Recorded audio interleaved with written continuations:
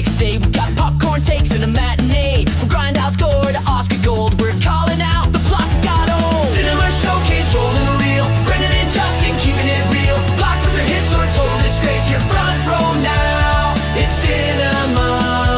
Flashback frames and midnight screens. Jump scares, plot holes, and broken dreams. Rewinds, recaps, we never stall. Two dudes in the dark, trashing it all. Cinema showcase, rolling a reel. Brendan and Justin keeping it real. Blockbuster hits or total disgrace. Your front row now. It's cinema showcase.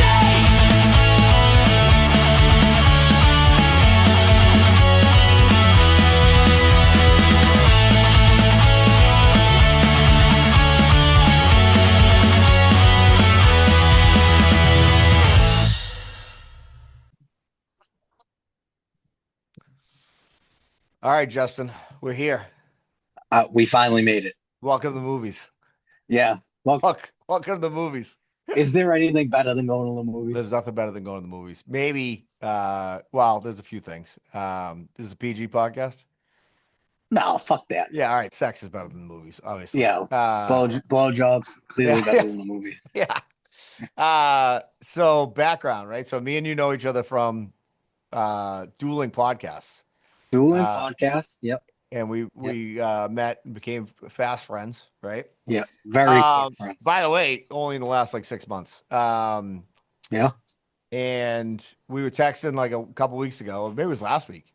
We were just Last talking week. about Quick turnaround.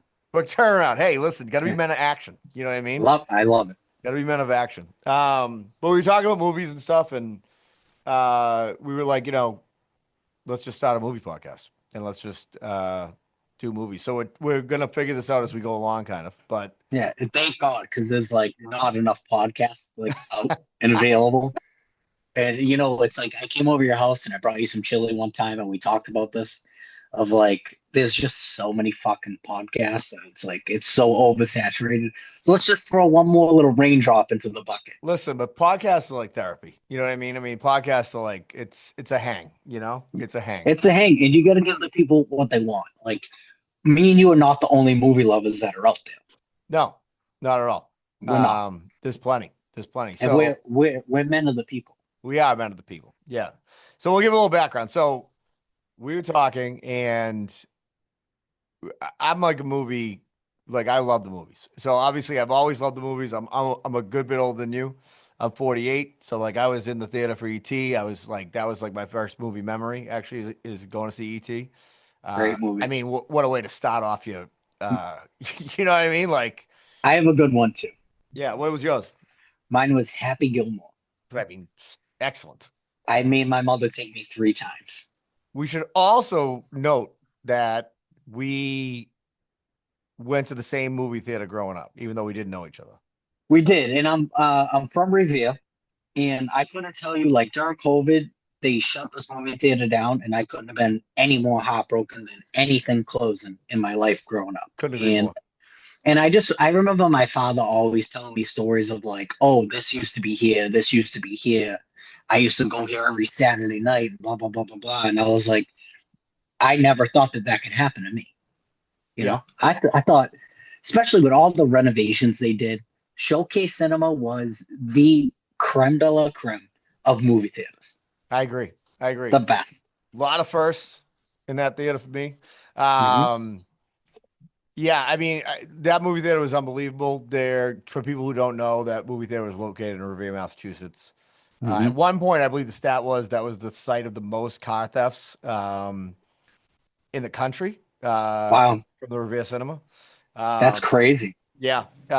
And I must have seen, I don't know, well over 100 movies at that movie theater. Well over. You're in I would say the thousands. I can't be the thousands, but it's got to be well over 150. Like we would go because, especially me being like an elder statesman, there was nothing to do, dude. Like before you started going out and partying, that was like what you did. Like you went to the mall, night. Yeah, or the movies. That's it. That were the only things you did. And it was like, and you were, and back then for the people who were younger, you know, there was no like assigned seating and there was no like reserve stuff. So it was like you had to get there early, try to get your ticket, make sure you got it. And then sometimes it was sold out and you had to go to like a movie you didn't even want to see, but you just had to Oh, the go. worst. And then you would like, dude, sneaking your friends in. You buy one ticket and then you pass the stub like 6 times. You getting 6 people in. Dude, I'll never forget. Like my kid I grew up with, his father took us to the movies, and like somebody's parents would take you a lot of times. Yep. And I remember he took us in the bathroom. He's like, "This is how we do it." And he's like, broke off the tickets. Like the old man was doing it, and I'm like, "All right, here we go." You know what I Fucking love it. mean? Yeah. Uh, But my, that was a great movie theater. yeah, my mother used to like rated R. I remember what movie was it? Fucking Freddy versus Jason. I think I was 16 when Freddy versus Jason came out. And my mother obviously bought tickets. So me and all my friends went, or like maybe Jackass too. And it's like, oh, she had to fucking buy the tickets. It's like you couldn't, whatever. Or you would buy a ticket to, it's next door to it around the same time and then just sneak it. Yeah, I had a buddy who actually had an undefeated record at one point of sneaking into Showcase Cinemas. What he used to do was he used to piss me off because I'd buy a ticket because I'm a rule follower, Yeah. and he would go up to the he would go into the bathroom like he was taking a leak. He would come out. He would go to the concession stand. He would grab a straw and a pack of napkins, and he'd just walk right by the guy. Love it. Dude, he was Like he was undefeated. already there. Like he Like was he was already already there there. for years. And then one day, the guy was like, "Whoa, where's your ticket?" It broke him, and he never did it again. Dude, he was on like a 3-year run, like undefeated, like bank Just robberies. one guy, you lit up one guy ruin the fun for you. Yeah, exactly, exactly. That's crazy. Thought he was gonna have his picture on the wall. That's Um, incredible. so we're gonna cover a movie every week, right? So that's what we decided we're gonna do, and we're gonna throw in little tidbits of other stuff too. Yeah, Uh, yeah, for sure. um, But so we picked obviously we picked the most least current slash it's also a foreign film to start because It's nothing pleases so the people. obscure. We basically want to make everybody hate this podcast in the first episode. That's how good. All right, so you can give the background. You can tell. Why don't you got all the info. So, all right, let me And I fucking think, sign by the in way, I here. think that this happened because me and you were texting about this specific movie. I know it's just I'm like, wow, I haven't seen this movie in so long, and I just want to watch it because I just remember the first time I seen this movie being so fucking taken back by it and just Yes, blown. It like blew the back of my head clean off. I agree. Uh, the movie is called Old Boy, and it is like you said, foreign film, 2003. If you're not into subtitles, maybe this movie's not going to be for you. There is an American version. It is good. The cast is star-studded. Josh Brolin's in it, Samuel L. Jackson, Elizabeth Olsen, ton of people you'll recognize from this movie. It's a Spike Lee joint. Um, if you really can't deal with it, like it is still good for a watch. They just change, a few fucking details. Yep. But so, like I said, we're watching Old Boy. This movie's directed by Park Chang Wook. Old Boy is a Southern Korean neo-noir psychological thriller. Uh, it's about a man who is kidnapped and imprisoned in a small windowless room for 15 years.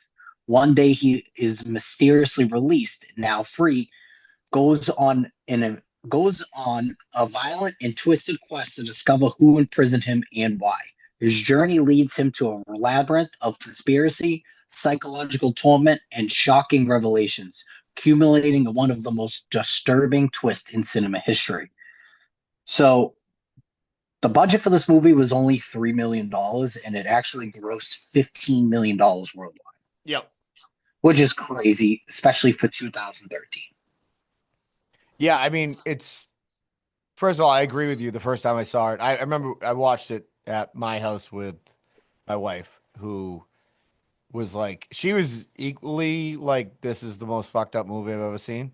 Um, Yeah. if you haven't seen Old Boy, feel free to pause this and then watch it and then come back because we're gonna ruin everything, obviously. Yeah, we're gonna Um, spoil the shit out of this movie. yeah. Uh, just a little back story on going back to our like movie history. When I was in college, I went to college up at a small liberal arts college in Vermont called St. Michael's College. And they Mhm. had you could have these, you have your kind of optional credits, I guess, that you don't your core stuff, whatever they call those. and I took every film class that they had. And one of the film classes, unfortunately, the same two people taught them, and they were kind of drips. But what you would do is you'd read these books. I used to have all these books on film, and then you would watch a movie every Friday. And I'm like, is there a better class in the world than that? You know what I mean? I would take that every So one of the classes was neo noir, was film noir. So it was like you day. start at the very beginning of film noir, and then you go up through like the 50s and up into like the usual suspects even. Yeah. I mean, it was fucking like so fucking awesome. So this movie's like right up my alley. Oh Um, yeah. what I love. Um, so yeah, so the basic, like you said, the basic idea is this guy like is a kind of a shit show. He's like a drunk. It's a disaster. He's a disaster. And then all of a sudden, like he wakes up and he's in a fucking like he's basically in a hotel room he can't get out of. Yeah, so basically the movie opens up like he there's a guy in a police station. He's hamming, talking mad shit to the cops. Obviously in a foreign language, but so he's talking mad shit. He's being super disorderly. Cuts to the next scene. He's on the phone with his daughter or his wife. It's yeah, he's talking to his daughter. It's her birthday. He's not It's her around. birthday. Like, He's gonna goes to buy her a present. And he's like, "Oh, honey," calls the daughter, calls the wife, and he's like, "Let me talk to the daughter. I'll be home soon, honey." Blah blah blah blah blah. All of a sudden, like it switches to the next scene. He wakes up in this motel room. yeah, and he's stuck there and he doesn't know why. Yeah, And then you're kind of with him just inside that hotel room while he's like kind of slowly losing his mind, not seeing anybody. They gas him to sleep every night, basically. every night. Every night. And he basically puts a tattoo on his hand every year that goes by. Yeah. And he's starting to try to break out of the place. And then before he can even break out of the place, he just wakes up on the roof. Yes. So I do actually want to get into this a little bit. So basically, what happens? I have some bullet points. So between years, he's in there for 15 years, right? And I think this takes place in 1988. Yep. So I was like 1 years old when this happens. So some things that he starts to do in his first few years there. So his name is Datsu. Datsu becomes increasingly unstable. He's talking to himself constantly because there's no one keeping company, and he starts hallucinating. Basically, he's getting anger and anger, trying to figure out why. He's getting force fed these dumplings every day. He gets the same meal every single day. He starts to slowly unravel these dumplings.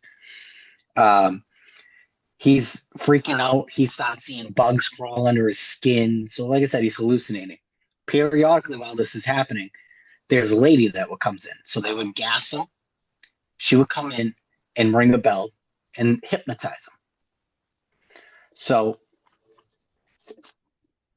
the last time she goes in, before he wakes up in the suitcase, she hypnotizes him, rings the bell, and it's like, you're going to look to the right or look to the left. You're going to see a big patch of grass, and it's going to stretch for miles and miles and miles and miles. And then when you wake up, you'll be free. And then rings the bell, and then exactly what she says happens, which leads me to believe is this whole thing that he goes through during this movie one big hallucination, one big trance? I don't know. We're going to dive deeper into it, but I want to know your thoughts on that. Yeah. The whole movie's like a dream, obviously. Like that's what a nightmare in a dream. Okay, let's just start with this. Just overall as we get into what happens in this movie. Part of what makes watching a movie like this now, I just rewatched it last week. Unreal is that we don't get anything new anymore, right? Now, off topic, but kind of on topic, you and I just saw Sinners. Both of us saw it on Sunday. Yes. Not a perfect movie, but I will say this. We don't get original ideas anymore, right? You don't. And that's not a completely original idea, but and I don't want to go too much into it, but this movie, like you literally had no idea what the fuck was happening at any moment. No, No. absolutely not. And you're like, and as like a person that watches a ton of movies, it's like, what direction is this going? Is it a dream the whole movie? Is it, like I said, hypnosis? Is he just imagining all this? Is he dead? Is it this? Is it that? So all this movie does is keep you on the edge of your seat and then make you question what is actually happening to this dude, Yeah, which is just we should also great. we should also mention that while he's in there, he decides that he's like basically going to try to learn how to like fight while he's in there. I mean, this guy's He a does. piece of garbage, just a pile of shit, right? He's like the biggest piece of shit you'll ever meet. Yeah. So he is like every night he starts like basically training, right? He's like Yeah. fighting the With the wall basically TV. Yeah, with the he's fighting the TV. wall. Oh, and another thing we should mention too. So alongside of that, um, they force feed him what they want him to watch. So they had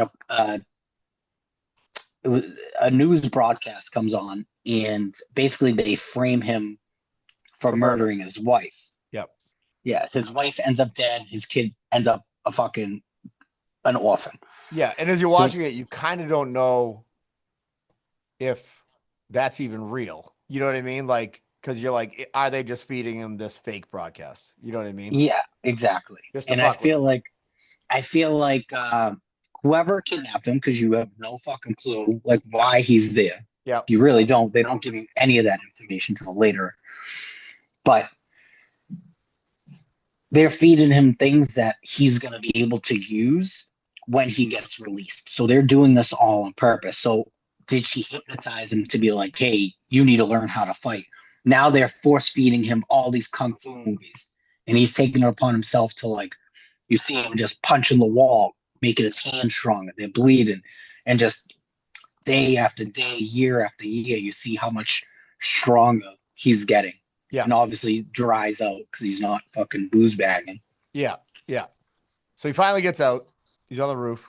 Yep. And then he encounters this guy who's about to kill himself, basically. Yeah. Who he then kind of like allows to kill himself, essentially. Yeah. He's like, let me tell you my story. He Yeah. tells him his whole story. And the other guy's like, all right, well, now it's my turn to talk. It's pretty much like being on Bad Brain. Um, he's like, now it's my turn to talk. And the guy's like, yeah, no, it's not. And then he just takes off and fucking leaves. Yeah. And then he walks out and you guy just hits the deck. Yeah. Basically. It's hilarious. Yeah. So now he's like out, right? And he's just like kind of fucking like his hair's all blown out. He looks like a completely different person. But Yeah. not in the way, what's cool about it is like we've all seen those movies where the guy does this massive transformation. Then all of a sudden, like he's like this superhero. He still looks like a fucking like a So rag disheveled. piece of shit, homeless kind of individual. And not only Um, that, like, think of the world that was built around him in 15 years. yeah, yeah. Like, everything is completely different. Yeah, yeah. Like at least if you were in a regular prison, right? Like I've heard this, like guys who do like 20 years.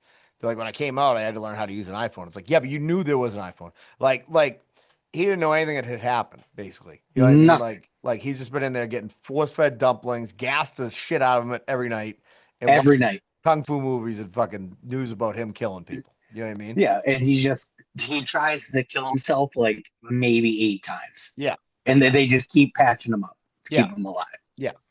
So now he's out. Is like, could you imagine like, how would you feel in that situation? Because, I like, don't I think felt, so. You definitely, I think you'd lose your mind beyond reparation. oh, yeah. Because it's like, I don't know. For me, watching that, I felt super smothered. Like, you feel super claustrophobic watching, like, him being stuck in this room. Yeah, and there were like little things in the movie that were cool that like you wouldn't.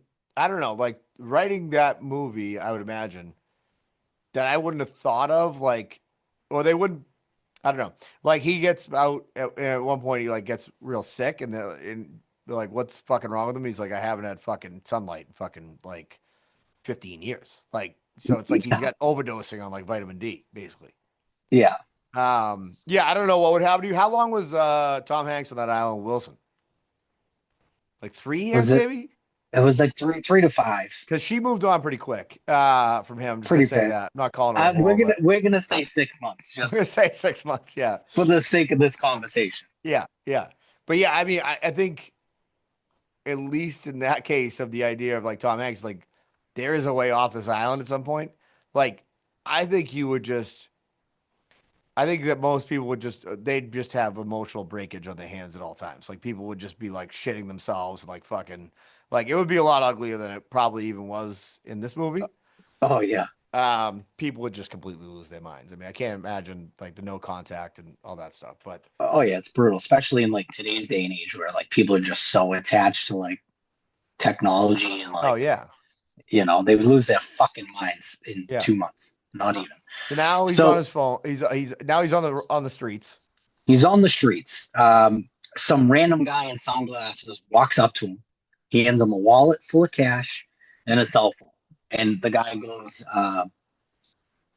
don't ask me any questions because they didn't tell me anything. And then just fucking walks away. Yeah, and the So guy's like a bum. Like looks like a bum. yeah, such a bum. Yeah. Now the very next scene is when you meet one of the second main characters. Yeah. Um, so again, he's watching all these cooking shows on the television too, and he is like, if I ever get out of here, I want to go to this restaurant. He shows up to the restaurant.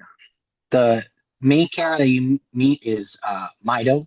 She is a sushi chef, and he's like, he sits down and he goes, I want something that's alive. She puts octopus in front of him. Now, a fun little tidbit about this. Yeah. I was gonna say this. The real character is he's a Buddhist.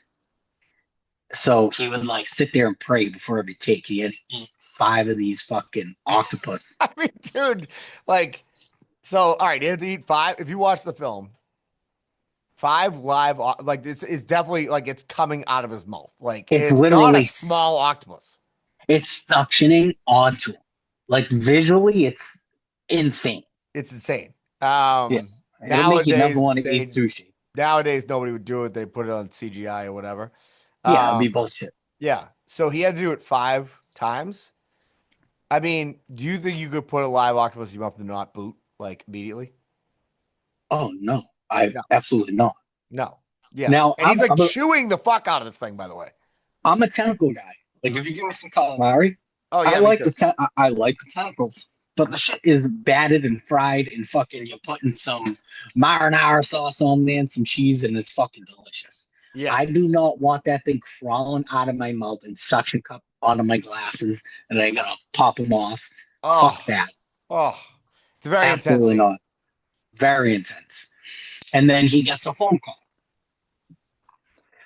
Now, every time he got knocked out by the gas, the same song would play. Whoever gave him the phone programmed that song. So he picks up the phone call and he's like, "Who is this?" You don't hear what the guy is saying, or do you? I don't remember. I don't think so. I think it's like It's inaudible. muffled. It's kind of like muffled. You muffled. can't really hear it. Yeah. Yeah, you know somebody's talking, and then the guy just fucking. Then he passes out on the fucking table, and then the chef's like trying to wake him up. Now, the very next scene, he wakes up, and while he was in prison, he wrote his daughter all these letters. Right? He wakes up, and she's reading all these letters, and he spazzes out, fucking like, "Give me my fucking shit." Like you can't read it. It's like it's very body language. This movie, they speak a lot with their bodies more than words. I found. Yeah, I agree with that. You don't actually like obviously you're reading the subtitles, but like it's like very like 1920s silent film type of like like you could tell what's going on without the words. Yeah, which is good for like. There's only one other like Korean movie that I really like that I think you'll enjoy. It's called Train to Busan. It's very similar. to that. Yep. The main characters actually was the main character in Squid Games. Yep. Okay. One of the best zombie movies you'll ever see, All right. I gotta check it out. ever. It's very similar shot style. So it helps when, a lot like Sabrina fucking can't pay attention. She's like, oh, what's that? Oh, what's that? Like, so she can't read and watch the movie at the same time. So like, this is perfect for you. You'll be able to tell what's going on. I will say this. I'm a big movie snacks guy. I don't know if this is the type of movie that I'm really snacking during. Let's just put it that way. No, well, I mean, it's a double-edged sword. I think it's a good popcorn movie. I don't want anything fucking slimy while I'm eating. No. It's just because there's so many questions of like, why is this happening? It's like you're shoveling. It's a movie you could shovel. I agree. Popcorn's the answer. Yeah, to this movie. Yeah. If we're gonna assign a snack to every movie, I think that's a good idea. I think it's a great popcorn. idea. This is a popcorn. It's massive popcorn movie. Yeah, I got popcorn. Maybe a cherry Coke. I would go with. Yes. That's something I would go with on this. So now he's in the apartment. He tells Dido the story of like, obviously she reads the letters so she knows what's happening. She's like, I'll help you. You actually mentioned a scene where he gets sick. She nurses him, is giving him medicine, and he pulls the medicine out. He's like, what is this? And she's like, oh, this suppository. He's like, how else am I supposed to give an incapacitated man medicine? Yeah. So this girl's shoving fucking medicine up his ass while he's passed out, which I thought that was so funny. So she decides that she's gonna help him out and go on this journey with him to find out who took him captive, help him find his daughter, all these things. So they begin by it goes to a cutscene of back into the motel room, and he's eating dumplings.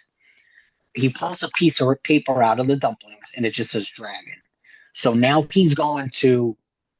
I mean, obviously they do it fast. They maybe show 10 different restaurants, but he went to more. So he's going to all these restaurants back to back. Place possible to get because he knows the taste. He knows the taste, so he's trying to backtrack and see where the hell he's going. So he's eating all these. He's getting sick because he's eating so many. He's throwing up outside.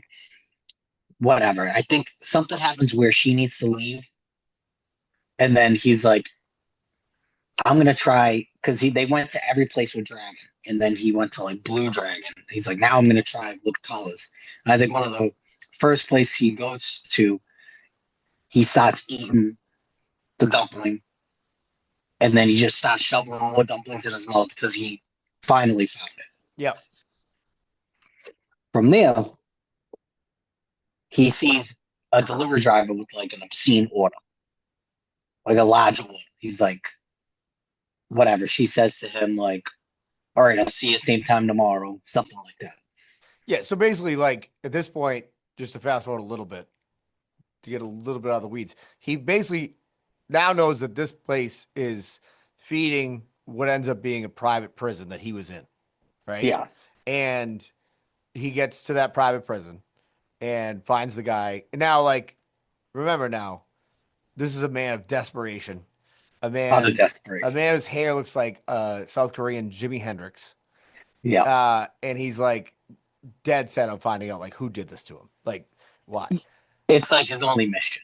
Yeah, exactly. Yeah. And you have to remember that like he has to be in hiding because he is wanted still for this murder. So like he really can't be out like just fucking around. Yeah, he's in full-fledged vigilante mode. Like he's kind of Terminator-esque. He has one goal in mind, and literally nothing is gonna stop him. Yeah. So he gets to the prison, and this has one of my favorite scenes in the movie. You obviously like fucking. There's two scenes here that I really love. One is he gets a guy that has all the TVs. It's basically a makeshift prison. Yeah. So basically you realize there's like a bunch of people in there that they're just holding. Yeah. And then he's like, he passes them tortures him, fucking rips his teeth out, which is super visual and fucking Yeah, it's disgusting. insane. You really feel it's like one of those moments where you feel like, your butthole puckers up when you see somebody fucking break their finger or something. It does that to you, which I think is awesome. And then he's like, listen, somebody paid me this money to do it. I have no clue who it is. They never give us our names, but here's the tape from the call, which gives him another clue. Then proceeds to fucking this one scene, which is they shoot it in one take. And you said this earlier. How many days? I think it was 3 days. They did it, and it was like, I'll tell you in a second. But go ahead, explain the scene. Yeah, so I think it was like 17 takes or something like that. Yep. So basically, it's this long tracking shot, which is I love when they do these. But it's kind of like looks like Mortal Kombat, So the enemies like keep coming in, and there's probably like 100 people that That was it was 3 days. Yeah. this guy has a hammer in his hand and fucking Terminator demolishes these people But it's not in like, this. just to explain, like obviously we've all, I think most people who all the three people that listen this week Yeah. would know like John Wick, right? Where it's like Hmm. where John Wick is just like it's so flash quick, like it's like, so like fucking perfect. This is like ugly and gritty and like it's just a man on Yeah. a mission. Like It's badass. You're rooting for this guy so hard at this yeah, point in the movie. yeah, You really are. And then like he's finally getting some vengeance and like being able to just fucking fuck these people up. yeah. And look at what he's been training for fucking how many Yeah, years 15 how to years. fight. Yeah. So he takes it out on them. And then the last bit of it, it's like he opens the elevator and there's a ton of people. And then it just cuts, and then the elevator opens again. It's like all the bodies just fall out, and he's just standing in there, just covered in blood, with I a also knife sticking out of his back. yeah, I also have to say like interesting, right? Because it's like for us as people who are not obviously really, this is probably the first South Korean movie I'd ever seen. Yeah, I think so. Maybe the For me, only me. for me. But so like when you watch a movie like John Wick or you watch a movie like Terminator, whatever, you have an association with these people already, right? So you have like a connection of like I look at Keanu and I'm like, okay, you know, Point Break, Bill and Ted's, like, like I have like uh like you have this just like preset ideas of this person. And like the coolest thing about this movie for me was that like you have nothing. Like and that's kind of the point of the movie is that he has nothing. So it's like you have no like connection. You have nothing. You know what I mean? And I don't Yeah, know like obviously like I haven't done the research because why would you? I mean, this is only a movie podcast, but like I don't know if like was a big actor at that point in South Korea or whatever. But like I was just like everything was new. Do you know what I mean? So like I'm yeah, just in the dark. Like I have no association with the characters. Do you know what I mean? So it's like that there. was kind of what was very cool about it. Well, you get so emotionally invested in some. It's like it's such a culture shock movie because, like you said, it was my very first fucking Korean film Yeah. or foreign film really that I've ever seen. So it is a massive Interesting culture fact. So shock. it did really well. I think it was at Cannes Film Festival that it like cleaned up, I think. And Tarantino was on the board and he like pushed wicked hard for it. Like he was like really fucking pushing hard for it. I mean, this is a Yeah. movie that Tarantino would just crack stick to. I mean, like it's Well, right up his shit. it inspired, I don't know what Tarantino movie it inspired. It inspired Russo brothers. They all cite this movie into like all their like superhero movies and shit that they Yeah. made. So I mean that's fucking huge. Yeah, and if you look at like those movies that like I guess if we were it's like obviously noir movies in general, like it's about trying to like it's like misdirection, right? So it's like you're watching a film and the character doesn't really know what's going on, you don't know what's going on. Like Memento Yeah, would be a good example of that movie. Of that Memento's movie. great. Right, Memento is like that. It's like everything's broken, you don't know what is going on really. It's really interesting because I was like like when I saw Tarantino films, I was like, holy fuck, what the fuck am I watching, right? Reservoir Dogs, then Pulp Fiction is just insane. Um, when I took that noir class was in like, so I was graduated in 99. I think I want to say that Reservoir Dogs came out in like 92 or 3. And then Pulp Fiction would have come out in like, I think 96, I'm guessing. But what I realized is when you watch Pulp Fiction and then because he finally had a budget, and then you watch the old noir movies, he Yeah. fucking lifted so much shit. Like paid homage, I Ton. guess you would say, but like there's so much stuff in that movie and in Jackie Brown that's like from old noir movies that like he just incorporated, which is really cool. You know what I mean? Yeah. Yeah. It's like it's a movie that it's very Shutter Island. So Yes. once you watch the movie and figure it out, then or like Sixth Sense, it's one of those movies that like not that you can only watch it once. It's like you watch it with a completely different perspective when you finish it and you watch it a second time. And I have to say this, like I think for like Shutter Island, for example, or just using Usual Suspects as a general one. Uh-huh. There are people that like I like to go to the movies and just be like, just give me it, and I'm not gonna sit there and try to guess. Really, I just don't Yeah. feel like doing that. Yeah. I'm different with like a mini series or like a limited series on TV. Like I will try to guess a little bit, but like in a movie, I just want to be there. I just want to take it in. So you're not a fan of whodunits? Like sitting there and trying to guess during the middle of the movie. Like Scream. Like let's say you're watching Scream. No, I mean, like, so my wife always knows. This is why I love this. Is what I was gonna get to. Maggie always knows who did it. She always says it before it even happens. And I Yeah. used to be like, don't do that anymore because I don't like. I like to fucking not know. You know what I mean? That said, this movie like blew her mind because as we get to the twist later on, it's such a fucked up twist. It's crazy. It's insane. It's insane. So keep going. So at this point, also, by the way, we should mention that like him and Midu are becoming much closer and they're becoming intimate, right? Yeah, yes. I mean, she's been fucking helping him along the way. At the very end of the scene, he walks out of the elevator back onto the middle of the street, pulls the knife out of his back, collapses. This guy picks him up, puts him in a cab, gives the cabbie money, and says, take him to Midu's address. And he's like, you'll be all right. He says something to him, and he Yeah. looks up at him. Yeah. This is the first glimpse that we get at the antagonist Sure. of the guy that is what you find out like maybe 2 scenes later. Yeah. It's not a long time. It's not a long time.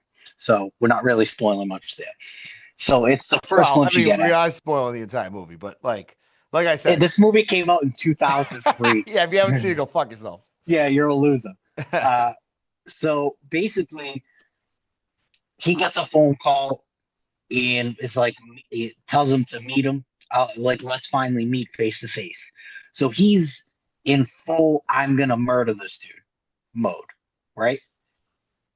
Meets up with him in this abandoned house. And he's like, makes him stop. And he's like, listen, I can kill you right now, but you're never going to know why I imprisoned you. So I'm going to give you 5 days to figure it out. If you figure it out in the 5 days of who I am and why I did this to you, then you can kill me, basically. Yep. And he's like, opens up his chest, he has this big scar down his chest. And pulls out a little button. He's like, all you got to do is hit this button. It'll make my heart stop. And then he's like, if you don't find out in the 5 days, I'm going to kill you. And I'm going to kill Mita. Yep. So now he's on this 5 By the way, day. is that one of the almost overused things in a movie? Like, I'll give you an example. What was I watching? What was I watching last night? Oh, I was watching that show, Mob Land, I think it is, the new show with Tom Hardy. Yeah. You know what fucking thing I don't, what kind of like movie, like the trope that I don't love is like, and it's different in this movie. So it's not, it's the way they do it's totally different. But all right, like if I have a person at your fucking daughter's restaurant, like if you don't fucking do what I want, like I'm going to put a bullet in her brain right now. It's like, it's like, unless you do it very creatively, it's like, all right, dude, I've seen this fucking potty trick before. You know what I mean? It's a trope for sure. Yeah.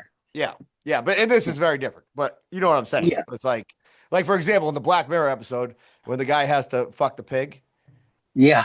that was a creative way of doing it. You know what I mean? Like you got, and I give it credit to like whenever you see something like this, or now this is now 22 years old, but whenever you see something like this or that, it's all the more credit because it's like, dude, to do it originally is Oh, fucking you gotta crazy. think how many movies stole from this. Yeah, yeah, yeah, 100%. It's like and people have watched movies and like love movies, and they have no clue that half the stuff that they love came from this movie. yes, I agree. Yeah. Well, just like I believe I can't remember the name of the movie, but like there's like Reservoir Dogs. It's like a Japanese or a South Korean movie that like Yeah, basically he stole the fucking whole like or he took a basically lot, remade it. basically Yeah, remade it, right? yeah. So yeah, so I mean like it is interesting that like nobody gives a fuck because they're like this is fucking It's sick. so good, and I'm never watching that South Korean movie. But then again, they tried to remake this movie like you said with Brolin and them, and I've watched that version. It's Yeah, fine. it's fine, and the cast is great, and it has similar twists but different. He's in prison for 20 years instead of 15 years, Yeah. but it's still digestible. Yeah. Yeah. No, no, no. It's good, but like it's not like doesn't blow the back of your fucking brain out like this movie does. I think that and we touched on this, it's the fact that like you're not reading their body as much when you understand what they're fucking saying. Yeah. Yeah. I agree with you. I agree with you. Yeah. Maybe that's part of it too. You know what I mean? Like the effect that Yeah. us not knowing the language, but um imagine if I So knew South Korean and I was just starting fucking speaking in South Korean right now, I'd be sick. that would be insane. I would honestly, it would surprise me more than the twist of this movie. Yeah, I agree. So basically, over the next 5 days, he's like trying to remember. The guy's leaving him breadcrumbs. Yeah. He's leaving him clues. We He should also wants say him to that know. part of the device, that's the word I was looking for. Part of the device they use in the movie is that at the beginning, when he's trying to call his daughter, or he does call his daughter, and he's shit faced, Yeah, and he's at the police station, his buddy is with him. And his yeah, buddy, it's like his buddy from high school. And yeah, he finds him, and then he's asking him, like, who do you think I could have fucked over? And he's basically like, I don't know, there's like 240 fucking guys' wives you yeah. bang, He basically. gives Like, him a fucking list, yeah, yeah, yeah. which in the remake, sorry to cut you off, is played by Christopher Montesanti in The Yeah, Sopranos. yes. So it was a cool little seeing him in it. Yep. But so go ahead. So he's the 5 days. He's trying to figure out who the fuck did this. Yeah, he's having flashbacks. So basically, it takes him to his. So what happens is the friend he's spying on him. The guy that held him captive. He's put a bug in his shoe. There's a bug in the car. So he's leading them. He's leading the horse to water, but he's also like eavesdropping on everything. So he's knowing everything that's going on. In this 5 days, like him and me do end up falling in love. Uh, if you like sex scenes, there's a sex scene. Um, it ends up bringing him to his old high school, a flashback. Yeah, there was like a clue, and it was like the name of the high school or whatever.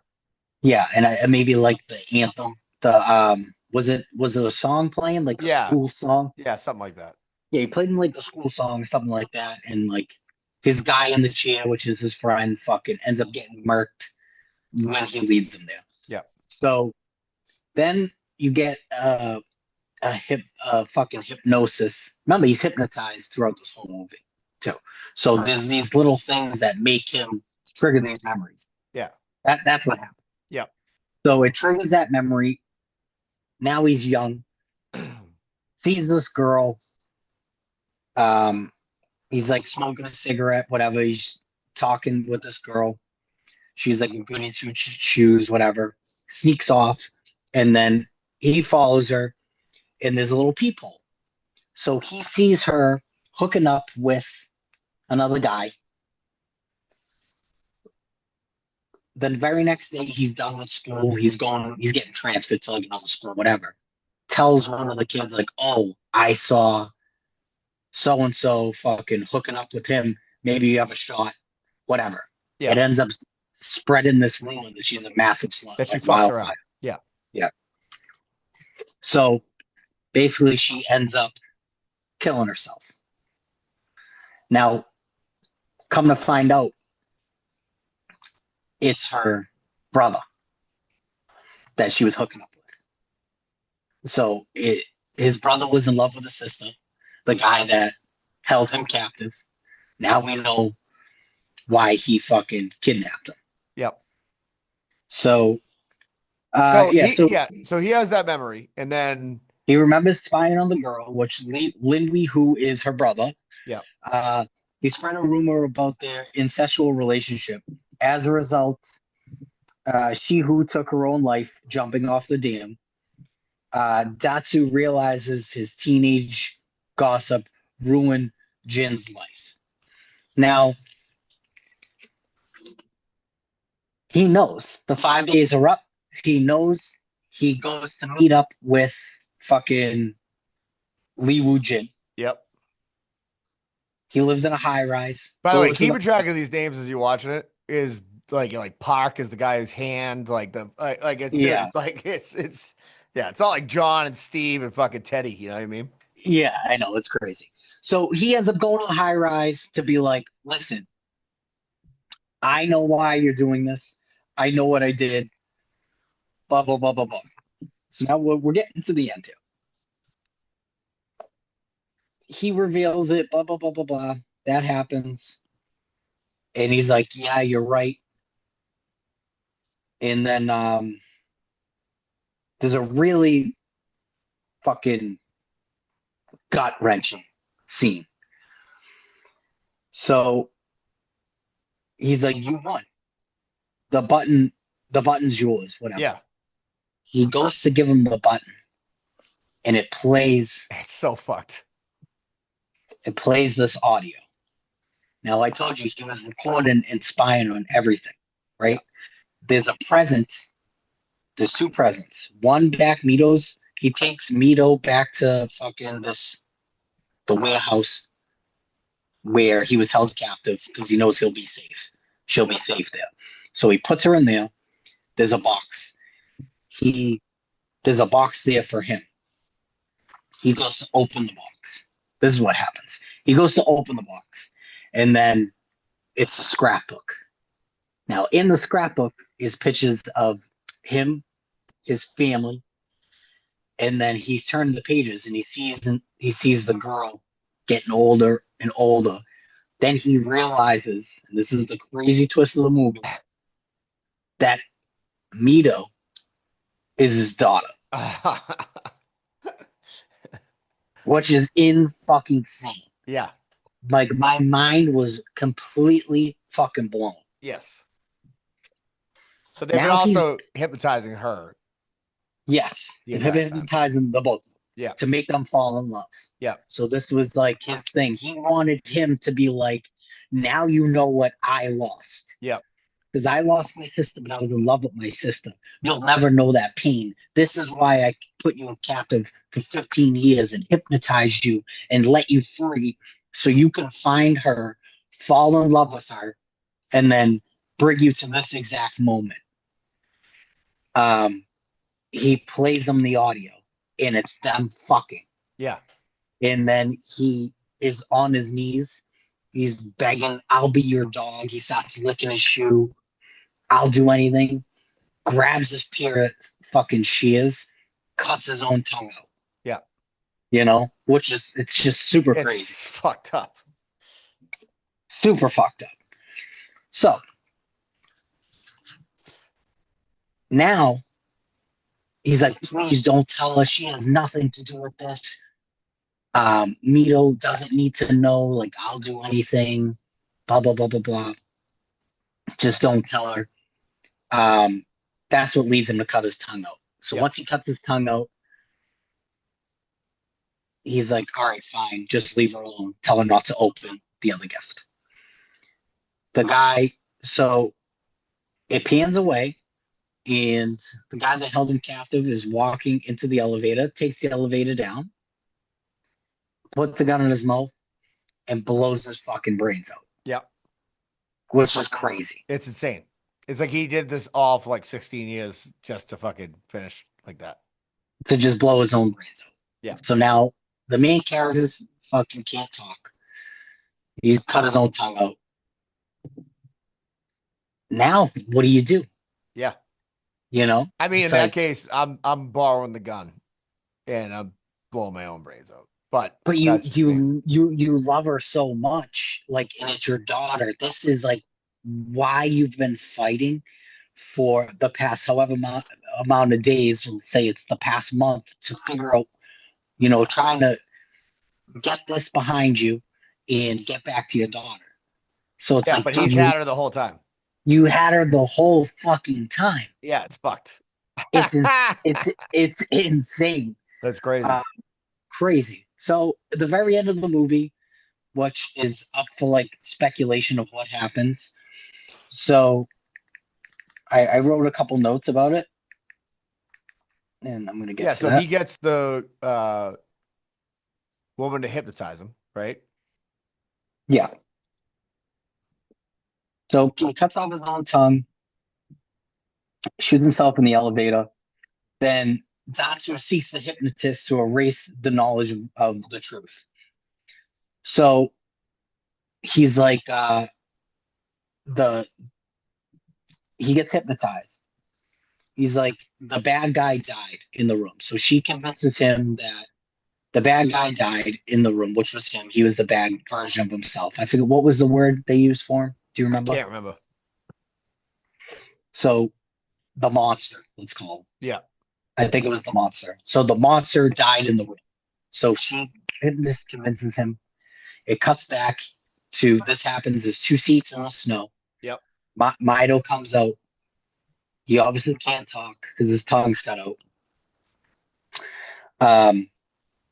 She says, "I love you," and then the movie ending credits. Yep. Like he smiles and then it just fades out. So you're left to feel like ambiguous of like what's going to happen next. Yep.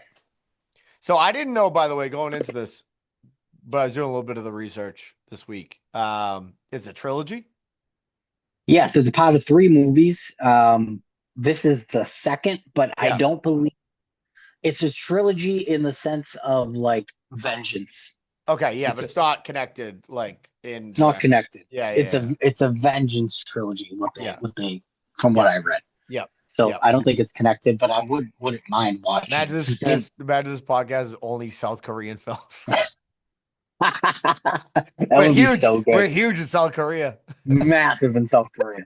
We just stopped talking South Korean and fucking eating dumplings. They're The whole just movie. all this is just fucking subtitles of South Korean words. You know what I mean? Like That would be like so look at good. fucking Italian Riviera accent. Like fucking Yeah. like they're like I don't know how you would do that in South Korean, but I'm sure they could figure out a way. Yeah. Yeah, I mean, to recap, it really is like literally the most, but like obviously, all right, if you've listened this far and you've seen the movie, you realize how well it's done because it's not off-putting. It's just very like surprising, I guess is what you would say. You know what I mean? You never like, all right, for example, I know you're a huge fan of Terrifier, right? Yeah.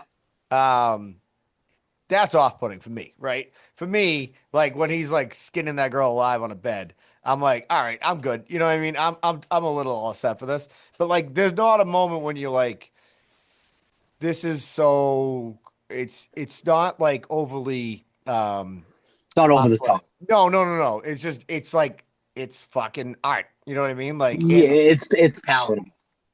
you think like what do you think that felt like? Like I don't know when that guy was like whoever like the guy like you said the guy it's Park the guy who wrote it and directed it but like you think he was sitting there in the theater when he showed it was like wait till you fucking see this like You guys have no idea what you in got store for. no fucking clue what the fuck is going on there you know what I mean like and it's funny because if you think about it like noir movies the best ones have those moments when you're like in The Usual Suspects when he tells the story about Kaiser Soze and he's like, shoots his own family. Like, Yeah. and you're like, holy fucking shit. Like, is there anything more extreme than that? You know? Well, because it's so visceral. The concept is just you It's have hard to kids. wrap your head around that. You know what I mean? Yeah, I mean, especially watching it as a parent, You it's think a like, lot of guys, like a lot of real creeps, like jerked off to it? Like, this is a real love story.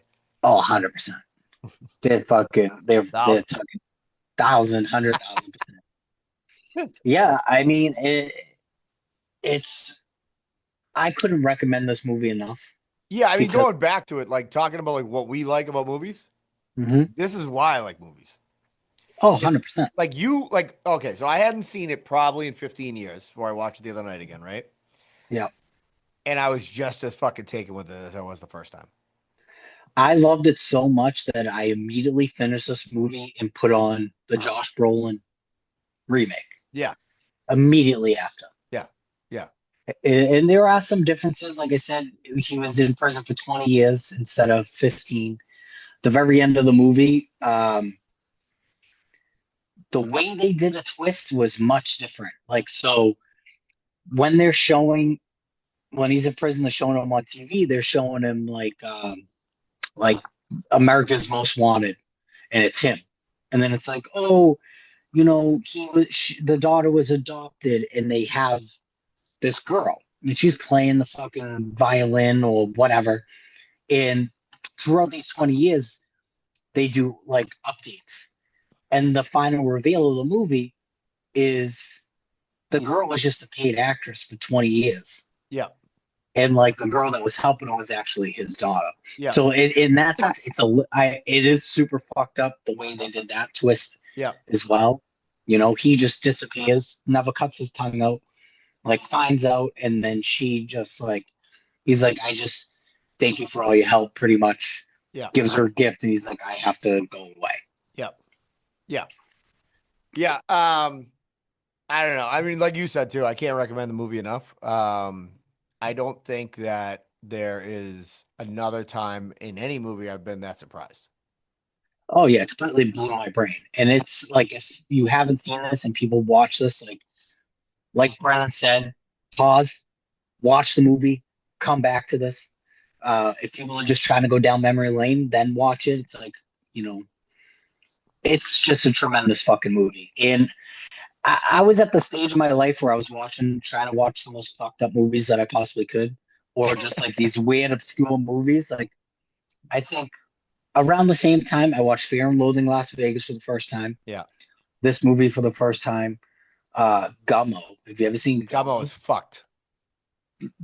I was like right in this, like, I think it was like a month that me and my friends were getting together and we were like trying to hey, you think that movie's fucked up? Yeah, watch Let's this movie. watch this movie. Yeah, Let's watch kids. this movie. Yeah. I think it was like Kids, Gummo, Yeah. Old Boy, and then like, even though Fear and Loathing's super fucked up, but it's Yeah. like fucked up. Yeah. Yeah, and it's not like I don't know. There's like movies like Kids, for example. Like I remember I remember where I was. I watched it at college freshman year. Somebody's dorm Sunday night, Sunday scaries. That's not a movie to watch on a Sunday night when you're feeling low. No. That is not a movie to watch that time. But like this movie doesn't make you feel like it's so smart. Yeah. Whereas like, and nothing against kids or anything like that. It's it's got its own fucking it's got its own place in cinema, of course. But like kids is just gonna make you feel like you want to eat the gun in the elevator. You know what I mean? Like whereas Yeah. this movie, you're like holy shit. Like by the time you're off of it, it's like the best roller coaster you've ever been on. It's a piece of artwork. It's Yeah. like what is the museum that they put fucking, like, if the aliens ever come, there's like a museum for like pieces of art. What is that Oh, called? what? Like Like it's like an archive. the Smithsonian? No, it's not. Oh, it's like for that. It's like a They specific. have they have a museum for aliens. That'd be sick. Yeah, it's like the end of the world fucking thing. It's like Okay. The National whatever. Archive? It's something like that. Yeah, yeah, yeah. If it's not in there, it needs to be in there. Yeah, yeah, Yeah. yeah. I agree. Yeah. And it sucks the state that obviously, like we were talking about this offline before, but like, I went to see Warfare on Saturday, and like there's like nobody at the movies, and it's like, so it's like, it's like anything else. It's like the you if you make something into like an easy to get commodity, right? Like music, for example, we talk about that all the time, Spotify, whatever. It's like it Yeah. all of a sudden, like, you're not gonna get the artist doing it. You know what I mean? Like that's the fear, right? Is that like, um, with AI and everything they can do, it's like, well, who's gonna draw anymore? If you could just ask something to draw something and it's better, you know what I mean? Like, you realize that, Or like, pay to have something done. yeah, exactly, yeah, yeah. Like if it's like, oh, make me a movie script like Old Boy, you know what I mean? And now AI shuts it out to you in like 38 seconds. You know what I mean? It's like, Yeah, it's scary. You know what I mean? To think of that. Because it's like, super scary. because the thing is that like it's tempting to people, obviously, and a lot of people are doing it. And it's like the last thing you really have left in like for humans is like creativity and like true like thought. You know what I mean? And like that's a scary aspect of it. But like you just whenever you see something good and original now, you're just so excited to see it because you're just like, holy shit, like this is I think fucking that's real. why I like Sinners so much. Even Yeah, though, and I said this to you before, it's like if From Dusk Till Dawn and fucking Django, what and Django. Django had a baby. So like two amazing movies, Yeah, two incredible movies. But so like yes, it was original compared to like anything that's been coming out, but it also is like I'm like I know what you're doing. yeah, yeah, yeah, yeah, yeah, yeah. Which is like, I don't know. And now then again, like I said, like it's not like this is so original that it's like I don't even know what to compare it to. You know what I mean? Like it's not like you'd be like, oh, this is like Usual Suspects, because it's not. You know what I mean? It's Yeah, so fucked up, but done so well. Um, yeah, I mean, like you said, I can't recommend it enough. You should watch it. I'm not a big like fucking huge person who takes in a ton of foreign film. You know, yeah. um, I think I There's like probably watched it three. because Tarantino was so jacked on it, probably because I used to Yeah. just crack stick to Tarantino. Um, but like, it is just like such a fucking great movie. And I mean, you just watch the octopus scene, and you're just like, holy fucking shit! Like, Like and it has like a bit of everything. It has mystery, it has action, it has fucking gore, it checks every single box. Like in my foreign movie fucking realm is usually like I like the Ip Mans, yep.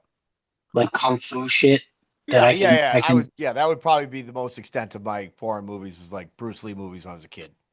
yeah, and if you like Squid Games, like if you can tolerate Squid Games, you'll be in love with it. Yes. Yeah, I agree. Yeah, and it's interesting too because you're in the it's I always like when you're in the mode of like, and usually a movie like this, like Memento, like we said, is kind of like, similar in this vein where it's like you're you're with the guy, you're like in his position the whole movie. You The know what I whole mean? movie. So like you're seeing everything from his view. There's no like all of a sudden you're seeing this behind the scenes thing that's happening to him, but he doesn't know what's happening. You know what I Yeah. mean? Like it's very like just like you're also in the shit with him. You know what I mean? The entire Yeah. time.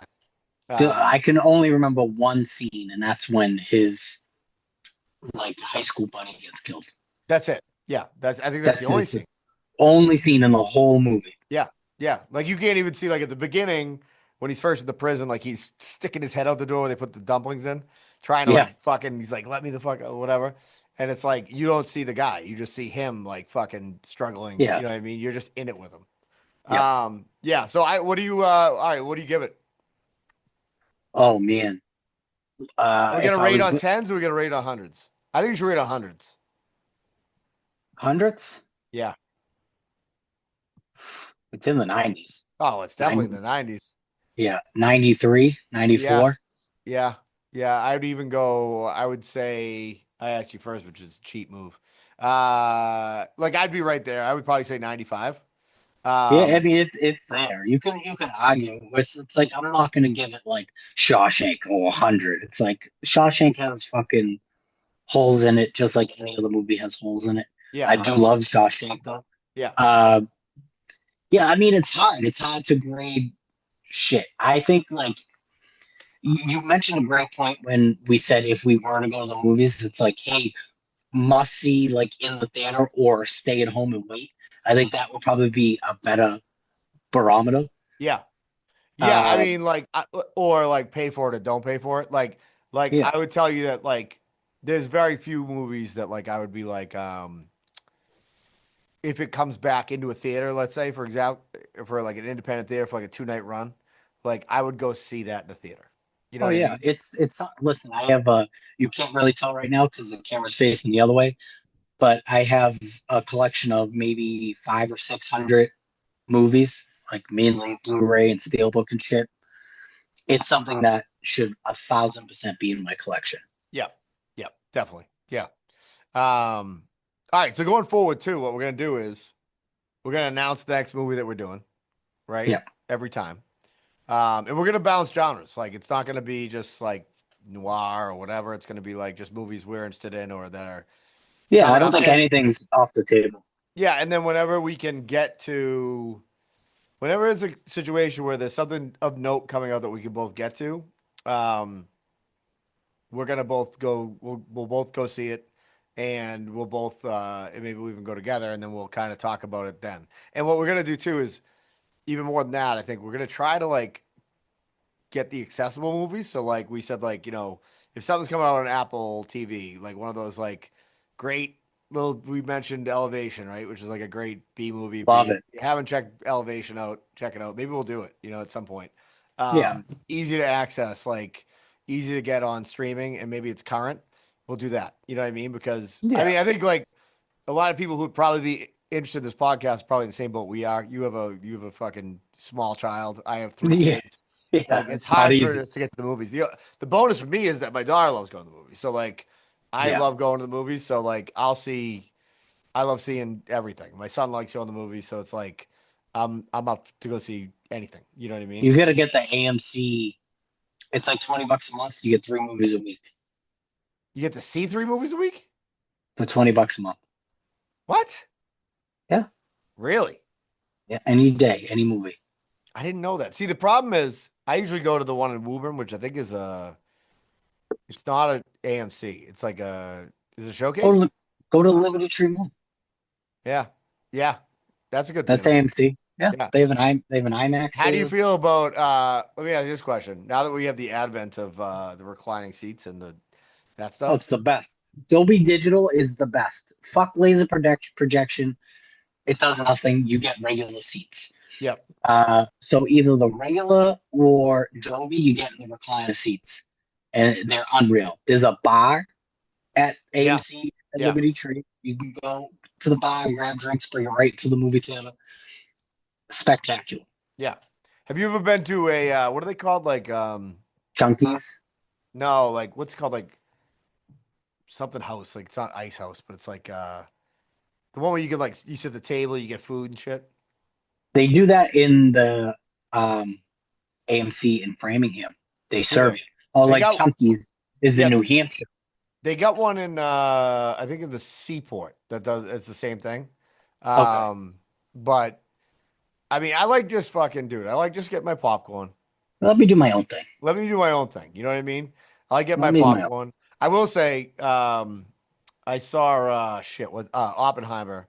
So I got super lucky. Well, I should super lucky. It just happened. It was like my son was like, I want to see Oppenheimer. It was at IMAX still at Jordan's Furniture up in Reading, right? So I'm like, Mhm. all right, I'll get tickets for Sunday. It's me, my son, my brother-in-law Nate, and my nephew Will. I was so hungover, first of all. We get there and it was like it turned out it was like IMAX like fucking day for the year or something, where the tickets were $4 each, right? Oh, that's not bad. So like it's a packed house in there, right? We were Yeah. in the middle seats because in IMAX you don't have assigned seats, right? So it's like you go in, you get in the line. We Yeah. were all the way in the middle, and they were basically like, please don't get up. You know what I mean? Because like this is like if you unless you really have to. And I'm like, this is 3 hours and I'm fucking on death's door right now. This is a nightmare. And but that'll tell you how good Oppenheimer is because I was like, holy fucking shit! Like this movie Yeah. is fucking unbelievable. Oh, it's Uh, just visually striking. yeah. So what do we got for next week? We just hit the 25th anniversary of Dogma. So I Yep. was thinking Dogma. It's a Kevin Smith movie. Kevin Smith, he's the Jay and Silent Bobs. He's done um, Tusk. He's Yep. done a ton of movies. It's fucking Kevin Smith. He's great. Dogma is more of a comedy. Great movie. First time I saw like so I was at the advent of like independent cinema like and I was obsessed with it. So like anything that came out early 90s, mid 90s, late 90s, like that was Tarantino's time and that was like and they were giving budgets to everybody. So Kevin Smith was so Clerks was like one of my first movies that I saw like at that time. Yeah, Um and I love the idea of like it's like so you're a musician, I'm also a musician, so we should mention that. yeah, Um for me it was like oh this is like the 4 track like it's like anybody can get access within reason to make a film, you know what I mean, yeah, like and then you would watch Tarantino for example and you watch Clerks, you're like well those are two completely different types of movies but like you're yeah. like but they're still both cool as shit, you know what I mean, Yeah, and you felt like you were kind of like it's like you know how it is when you're like when you're into music. It's like somebody gives you a fucking CD, burnt CD back in the day, way back, and it's like this band you got to hear them. Like nobody knows about them really yet. It's like it's funny because this kind of still happens. So I'm in the car the other day with my daughter. Actually, when we went to see Sinners, and she was like, "Put on Dad, put on the song." It's like Congress something. I'll remember it next week. But she's like, "These guys are from Charleston. I heard about them at college. They only have 2 songs." And like, I put it on. It was like a pretty good tune. You know what I mean? And but I'm like, I like that that's still alive. You know what I mean? That like, hey, I'm yeah. in on this early. I got early stock on this fucking on this thing. And you know what? One as you know, I think it incorporates with film as well. Is people tend to get real possessive when it comes to like, hey, I found this band. This is my band. Yeah, They don't like to share. That's why it's always tough for independent artists because people are like, oh, this is my band. I don't want everyone to know about them. And it happens with movies a lot. You yeah, know, it's like, especially with a movie like Old Boy, which I think this podcast is going to be great for, that we're going to be showcasing a ton of different movies from yeah. classics to The new nine people shit. that listen, they're gonna fucking love it. They're going But to love it. to your point, there's a guy who listens to. He'll probably listen to this. He listens to the. He's big. I have another podcast called Pulling the Cork. That's how I met Justin Bad Brain. Um, and he's like in our Patreon and everything. He told me one time, he's like, I don't like to tell anybody about it. He's like, because it's like my thing. You know what I mean? I'm like, it would be great if you did tell him. Yeah. Like, yeah. How about you just tell them? Stop being such a dickhead. Yeah. How about keep it all for yourself? Like, you know what I Yeah. mean? Like, let everybody else get some pussy, you know? That's what I'm saying. Yeah. You get plenty of it. But I feel like it's funny because I feel like it's with movies. Me and my buddy had this, never forget this conversation. My good buddy CJ, we were wicked into movies in college, right? And I'm like, we were at the bar one night, and I'm like, don't you look around, you just know, like, you look at that kid, and I pointed him out, some guy we went to college with him, like, you're not gonna tell that kid to watch Reservoir Dogs because he has a fucking brain to fucking take it in. You know what I Oh mean? yeah, no idea what's going on. He just fucking wouldn't even get it. You know what I mean? He'd be like, why are we watching fucking Terminator again? You know what I mean? Or like, why are we Yeah. watching old school for the 50 fucking time? Which, by the way, those movies are great too. But I like, yeah, I mean, there's nothing like seeing something, you hear about it, and or hearing something, and you just like, fuck me, like that's so fresh and like, I mean, with music, like I told this story today. I played this band, was pretty big, Frightened Rabbit, which is like an independent, they're kind of like a, I don't really know what they call them, but they're a Scottish band. My buddy, whatever, a friend of ours got knocked up by this guy from England, and he moved here, and like he was like, "Dude, will you go see this band with me?" He didn't know anybody. And I'm like, I don't ever go see bands I've never heard. I just don't. It was at Yeah. House of Blues, and like I walked in, I'm like, holy fucking shit, this band fucks. You know what I mean? And I was Yeah. like, and I still listen. The guy actually committed suicide. The guy who was the lead singer. I still listen to them all the time this day. And I'm like, there's just nothing like when you see something or hear something for the first time that you're just like, wow, you weren't expecting it. It's like that's the fucking thing about it. You know what I You mean? getting blown away is the best thing, and I think that is gonna be like the biggest spotlight of this podcast is like you said, a lot of people just want to watch fucking Terminator or Fast and the Furious. They don't know about a lot of movies. Yeah. I guarantee you, a lot of people's never seen Dogma, and Yeah. it's such a good fucking movie. Yeah. Yeah. I So I can't mean, wait. You know what I like about this podcast too is I'm getting to rewatch all these movies.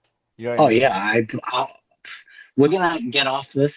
and I might watch 2 movies before I go to sleep. Like, Are we gonna legit. do? I think what we should do is so we're doing Dogma next week, Hmm. but I think maybe we should do like 15 minutes at the beginning on Sinners.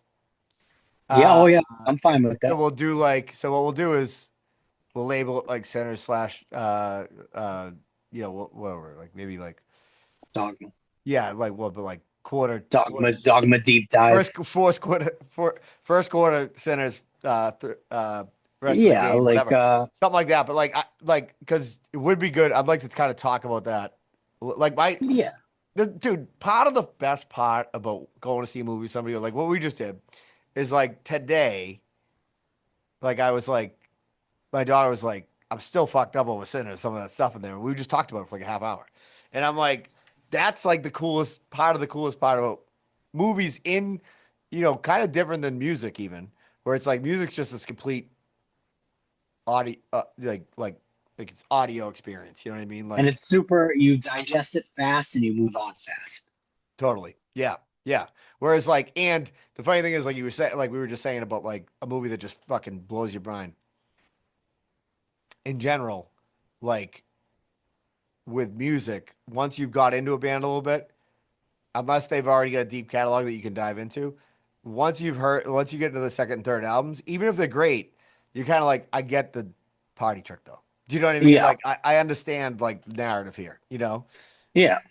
Whereas like with movies, I think it's like a little different where it's like Well, a guy can, it takes 2 hours to digest it. yeah, You know, sometimes 3 hours. And for movies, for me, I want to watch a movie twice before I really critique it. You can have my first thoughts, and I'm like, I'm really gonna watch this. Now that I know what happens, I can kind of like really pay attention to like maybe what's the faces the background guys making, or the plot just a little bit more. yeah. And I said this about the movie last. Have you seen Bike Riders? I haven't. So I heard it was horrible. So I didn't think it was horrible, right? It's very well shot. It's got great actors in it. I don't think it's horrible. I liked it a lot when I first saw it. I liked it less as I started thinking more about it. But like, here's the thing. My buddy made a great point. We were talking about it. It's actually my buddy CJ. I was mentioning this about earlier. He's like, if a movie makes you think about it for a long time, that It's a good movie has a movie. lot of merit regardless. Might Yeah. not be that it's the greatest movie in the world, right? But Mhm. if it makes you keep thinking about it a little bit, then that's what art is, right? Like You know, it's when I say this about the second Joker, I don't know if you've seen it. I haven't seen the second one. It got a ton of shit. I really liked that movie. I think it was unjust. I think people were just expecting something else, but they didn't know how to like watch it with a different lens. Yeah, I got you. I get you. You know, Yeah. So, all right. So listen, this is the first episode of the show. first episode. I assume we're gonna get some socials, so Yeah. look out for Cinema Showcase. We're gonna get a YouTube going. We're gonna get fucking Instagram going. Leave us some comments that movies you think that we should watch. Yeah. Yeah. Leave comments of what you want us to watch. And by the way, your cousin Al said he wants to come on as a guest for Fast and the Furious 2001. Okay. I told him he's not allowed on the podcast. So, Yeah, I told him he he's not allowed on the podcast. he keeps leaving little chirps on, like Nico just did a movie review of Oh yeah, yeah, I Thunderbolt. saw that. Yeah, yeah. Yeah, and he's just like, now this is Cinema Showcase. He's just like a chirper. He can't help himself. Uh, but yeah, I mean, check out Bad Brain Podcast. Check out Pull the Cork Podcast. Yeah. Yeah, that's what we do You on know, non. That's where the non intelligence is. You know what I mean? This is more for the yeah, cinephiles, the people who want to fucking deep dive into like actual art. yeah. Wear like a glass of wine Yeah, and a nice ribeye. yeah, yeah, yeah. That's like Miller Lite, like in like a hot tub. Chicken wings. Yeah, Yeah, and a yeah, hot dog. Yeah, yeah, yeah. yeah. All right, I had a blast. You had fun? I had a great time. Yeah. So yeah, so we'll be back next week. Like I said, we're gonna do this once a week. Yep. And yeah, leave us ideas of what you want to hear. And obviously, I anticipate 16 to 18 listeners of the first podcast. What do you think? I'm okay with it. That's fine with me. I just like to do it. You know, like It doesn't. I don't care if nobody watches. We yeah, I get to don't watch either. movies, hang out, and talk about stuff that we love.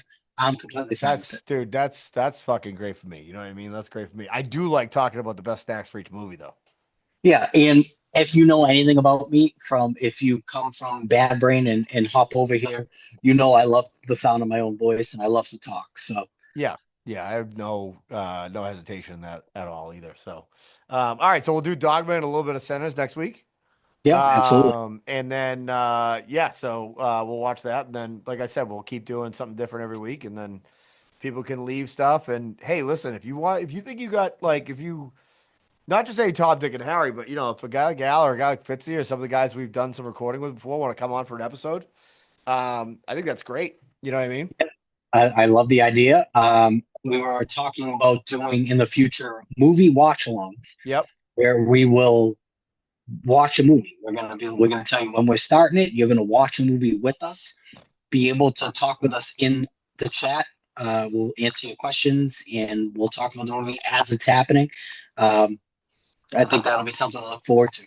Yeah, so I used to do and buy like I used to buy all the DVDs. So like I was like literally like spending all my money at my first sales jobs on DVDs with the extras. So then they Yeah, would have like someone would have like the commentary, so you'd hear like and they weren't even all good movies. It was just like I was just like yeah, anything, you know what I mean? Deleted scenes, and then like they'd have the fucking, you know, whoever talking, you know, Ben Affleck talking about the town or whatever, but like as the movie's going, I'm like, I fucking could just jerk off to this right now. oh Like, yeah, it's like my favorite. yeah, yeah, I exactly. can't wait to listen to our own podcast. Yeah. We should do a couple episodes where we just like rank directors and talk about shit like that too. Oh yeah, I think that the options are going to be endless of what we can do. We can Yeah. do deep dives on directors and what movies they've done and actors and a ton of stuff. Yep. Scores. So we can do real deep dives. This one was a little tougher because obviously it's a foreign film. Yeah. You know. Yeah. And like, to be honest with you, like with context, it's funny because as we're doing it, um, there's little information like obviously like about the scene and the hammer scene and stuff like that. But like it's not like you could be like, all right, Tom Cruise is say you do Mission Impossible, right?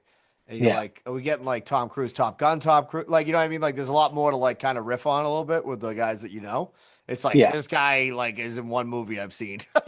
Like Yeah. I'm not like a big Do fan, you know what I mean? Like from her other work, you know what I mean? Didn't even know he existed. Yeah, the poor octopus is the only thing I'm really concerned about. Yeah, he might Uh, be dead right now and I have no clue. That, by the way, that's never getting done now. Like fucking some guy eating 5 live octopuses. Like fucking PETA is stepping right the fuck. I feel like in South Korea they Like, don't give a fuck though.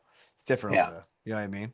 There was a movie that I seen recently, a SAR clip of it that like 19 cats died. They What? were shooting. They were.